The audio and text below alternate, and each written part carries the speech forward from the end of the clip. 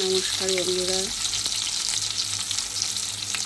আজ আমি দেখো তেলাপিয়া মাছ দিয়ে আলু দিয়ে রান্না করব। চলো মাছটা ভালো করে ভেজে নিই।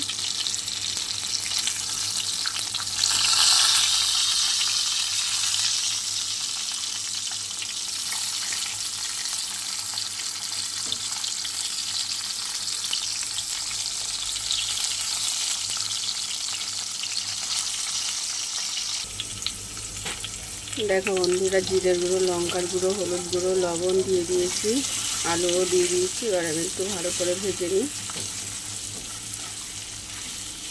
এটাও একদম সহজ পদ্ধতিতে রান্না করব।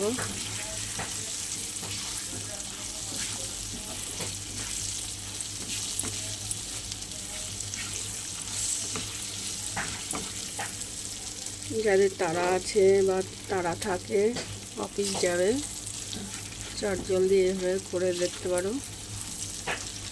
গরম ভাতের সঙ্গে দারুণ লাগে। চলো, আমার হয়ে গেছে। এবার আমি জল দিয়ে দেবো।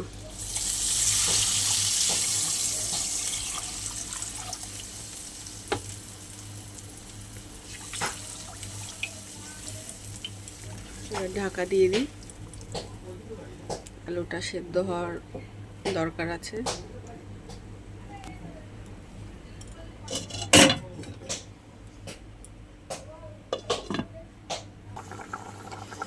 দেখো বন্ধুরা, ঝোল বেশ সুন্দরভাবেই ফুটে গেছে। এখন আমি মাছগুলো দিয়ে দেবো, যেহেতু মাছগুলো একটু বড় বড়।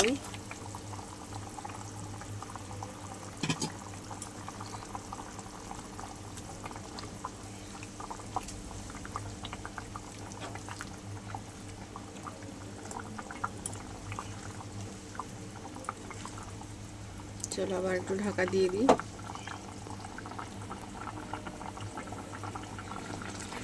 চলো বন্ধুরা, আমার ঝোল ফুটে একদম রেডি হয়ে গেছে। এবার নামিয়ে নিই। তোমাদের যদি ভালো লাগে তোমরা লাইক করো, কমেন্ট করো, শেয়ার করো, সাবস্ক্রাইব করো।